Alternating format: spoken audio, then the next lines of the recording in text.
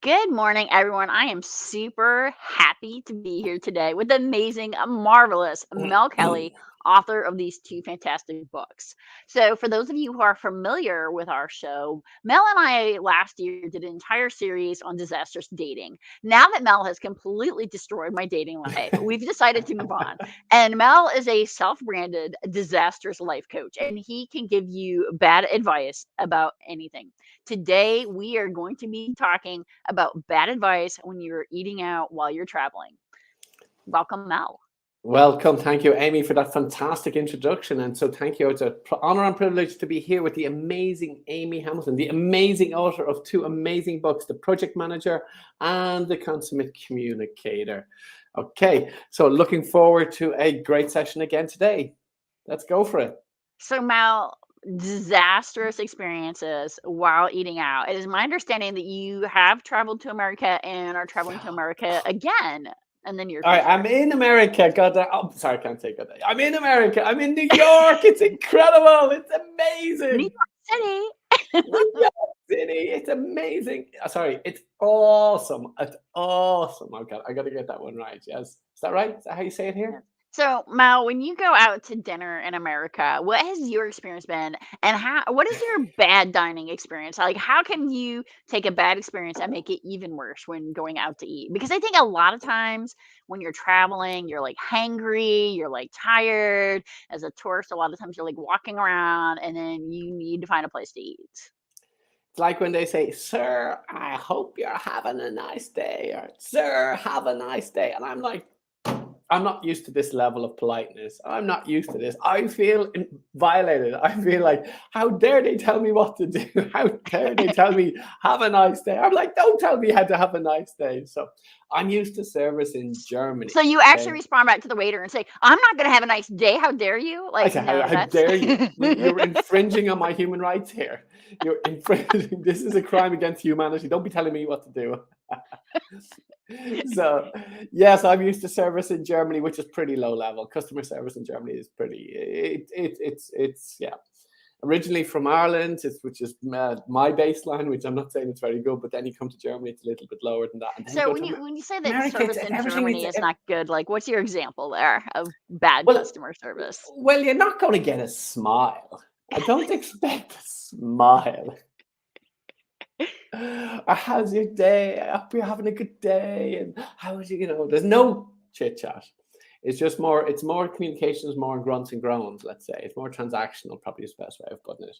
You might get a smile if you're lucky, but it's normally more grunts and groans. And if you try to engage more than that, you will probably be received with grunts and groans. But So here in what's America, your thoughts on portion size? portion size, yeah. Yeah, Well, the it's the big differences in these mystery. countries. Well, the big mystery is why Americans are so big. Well, all you have to do is look at the food that they get in the restaurants. I was in Japan one time, and the portion sizes are tiny. And in the US here, the portion size are huge. And it's, would you like more with that? Would you like more with that? And it's like, my goodness, do you need to have like a top up? Like, do you need to have a coffee coffee can be this size? Does a coffee need to be a 1 liter size of coffee? So you're with Americans. Can you explain what a liter is? It's a 2 pints, okay? 2 pints is a liter. Okay, so you've got a big jug of coffee. Do you need to drink coffee in that quantity, Amy? So I think it depends. I mean, sometimes in the morning, especially to get through a day of work, I probably could. But I do like to refill my coffee for it to be fresh. And then Yes. another thing that you said But that how big is your coffee? Is your coffee cup or coffee mug? so ironically, this is like the one time I don't have a coffee cup. I have water right now, but I Okay. will make sure next episode I have coffee.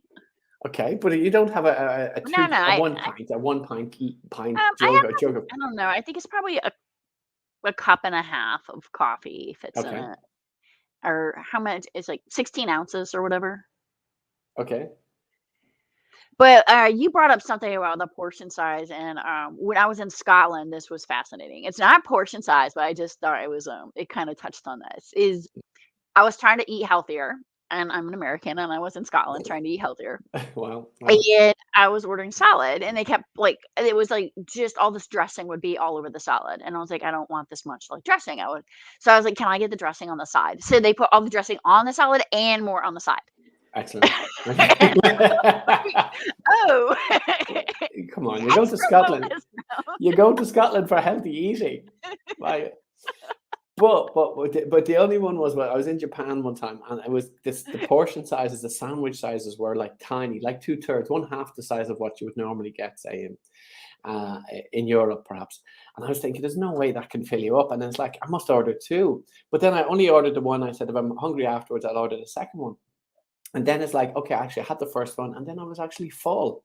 And I was like, my goodness, this is why, in Japan, they're obviously, they're not overeating.